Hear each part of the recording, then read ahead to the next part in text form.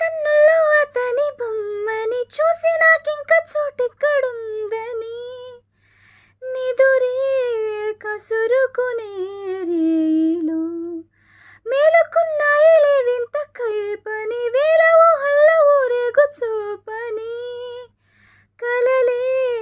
ముసురుకునే హాయిలో వినబడుతోందా నా ప్రియమైన నీకు